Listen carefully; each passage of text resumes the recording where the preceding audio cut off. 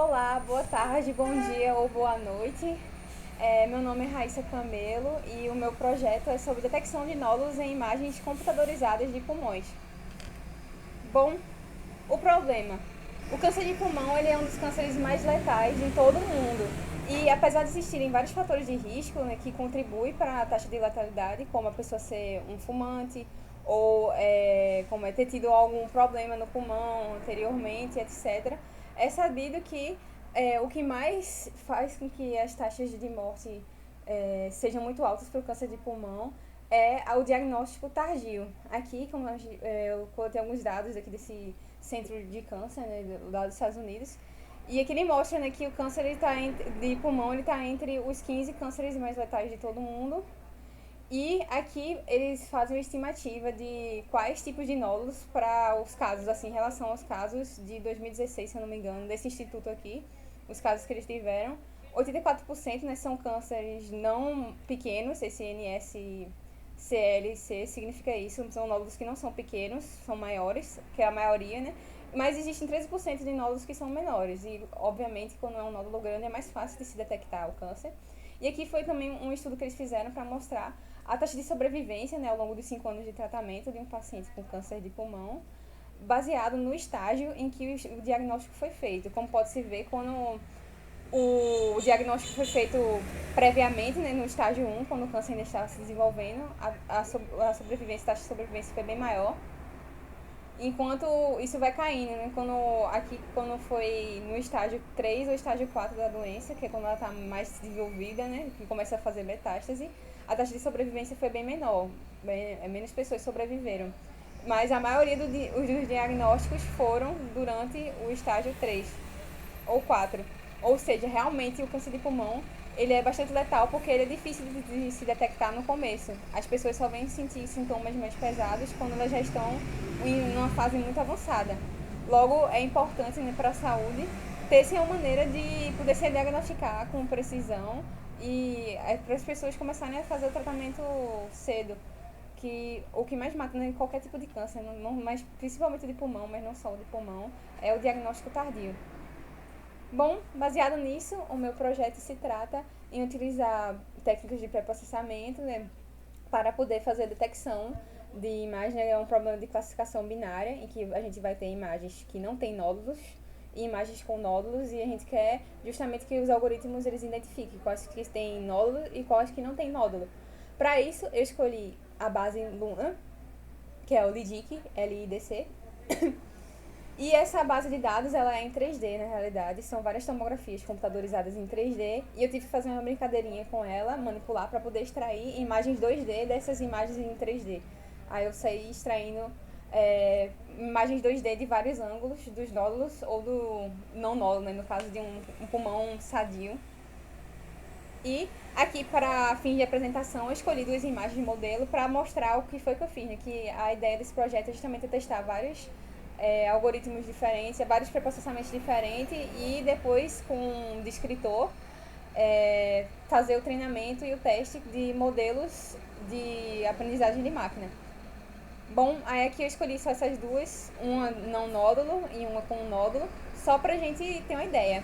E eu escolhi aqui esse aqui que é um nódulo tipo bem circunscrito, porque fica mais fácil de visualizar, mas existem outros dois tipos de nódulo nessa área de detecção computadorizada, que são os nódulos justapleurais e os nódulos justavasculares, que o justapleural é o nódulo que está ligado na superfície do pulmão, e eles são difíceis de detectar porque geralmente o algoritmo ele confunde e acha que aquilo nódulo na realidade é parte do pulmão, mas não é.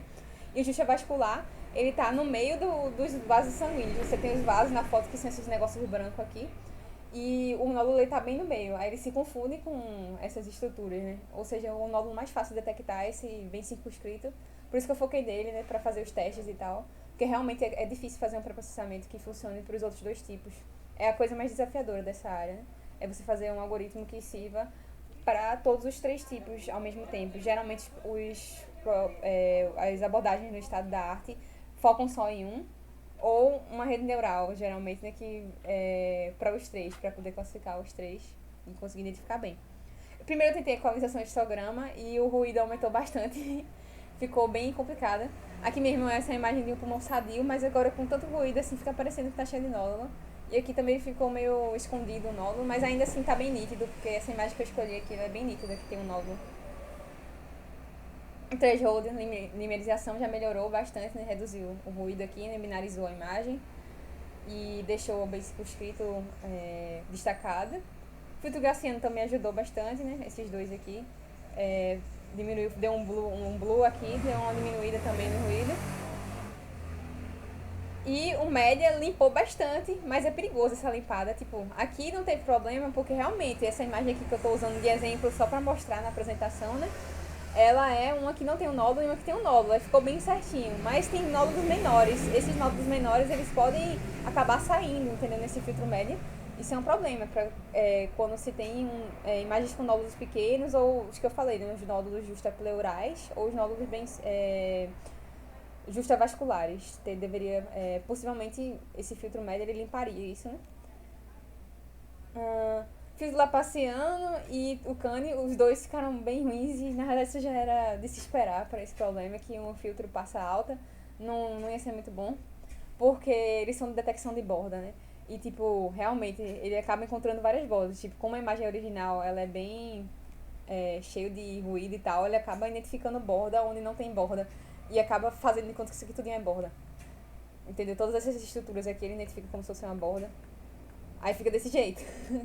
Que não ajuda muito. Apesar de que o Laplaciano e o Cane, mais ainda, eles são utilizados em alguns trabalhos para nódulos justapleurais. Justamente como eles fazem a detecção de borda, tem alguns trabalhos que estavam usando o Cane para fazer destacar, né, a segmentação do pulmão, que tem um outro segmento dessa área também. Em vez de detectar o nódulo, é segmentar, fazer algoritmos que segmentem o pulmão de maneira que não excluam o nódulo, mas excluam os ruídos. Tipo como se fosse um pré-processamento para detecção de pulmão. Tem trabalhos que só focam na segmentação, tipo, só faz a segmentação do pulmão. Aí depois que o cara publica um artigo de segmentação, ele usa aquele algoritmo de segmentação como pré-processamento para poder fazer uma detecção.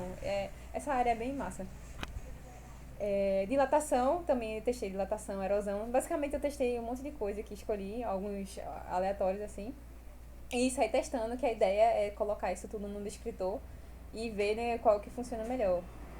Erosão, testei também, ficou legalzinho. E também testei essa segmentação de watershed e realmente o problema é que quando tá bonitinha, né, esse exemplo aqui é um exemplo caminho feliz, né, porque tá bem na cara que é o nódulo. Mas aqui mesmo, aqui não tem nada e ele saiu segmentando. Mas enfim, tipo, realmente a segmentação não é muito útil pra isso que a gente quer fazer. Agora é melhor um algoritmo que dê um blur, né? Que dê uma diminuída no ruído, porque imagem de pulmão tem muito ruído. Enfim, depois de fazer esses testes e ficar vendo as imagens, né? Fiquei vendo os resultados no olho, né? A gente sabe que ciência não pode ser feita só no olho, apesar de ter visto mais ou menos o que cada pré-processamento, qual que era o melhorzinho e tal. Agora eu quero botar isso em números e eu escolhi esses três dos que eu testei, né? Pra botar num descritor, num ROG da vida ou no Surf. Eu ainda vou decidir qual é o descritor que eu vou usar. Acho que eu vou usar o ROG. E agora o próximo passo, né, para a segunda VA é fazer o uso desses descritores e testar com algoritmos, com KNN, com SVM, para ver o que acontece. Aqui, para os próximos passos, isso. Depois de fazer esses experimentos com descritores, eu vou analisar os resultados e escrever o relatório final. Assim, condizente com o cronograma. Na verdade, eu já comecei a fazer isso, já comecei a implementar o ROG e tal. Mas como eu tinha colocado no cronograma, né, que era para setembro e o restante era tudo para outubro, aí eu tô seguindo o cronograma direitinho. Mas assim, eu já meio que comecei a fazer os experimentos, já tô treinando. Eu já treinei um KNN, já deu uma ideia mais ou menos de como é que vai ficar. E a ideia é que, tipo, eu trabalhei com rede neural, né, quando eu comecei na Rural, eu fiz esse projeto de pesquisa, só que a gente só utilizava rede neural e Deep Learning. E eu queria saber o que aconteceria se eu fizesse a mesma coisa, só que usando um descritor. Que, tipo, quando eu trabalhei com rede neural e com Deep Learning, a gente não usou descritores. A gente usou Deep Learning como para imagem mesmo, que faz como redes convolutivas, convolucionais. Enfim, que pega uma imagem, a matriz mesmo, direto na bruta e passa lá nas camadas, né, da rede neural. E eu nunca tinha usado descritores para esse problema. Desde que eu aprendi sobre descritores, né, eu fiquei tipo, com a curiosidade para ver se serviria, né? Porque eu não vi nenhum trabalho de pulmão, detecção de nódulos que utilizassem esses algoritmos. Todos os trabalhos do estado da arte só utilizam rede neural, deep learning. Aí eu queria ter certeza, queria ver com meus próprios olhos por que ninguém tinha usado ainda esses outros algoritmos e por que ninguém tinha usado um descritor ainda para esse problema. É isto. Obrigada.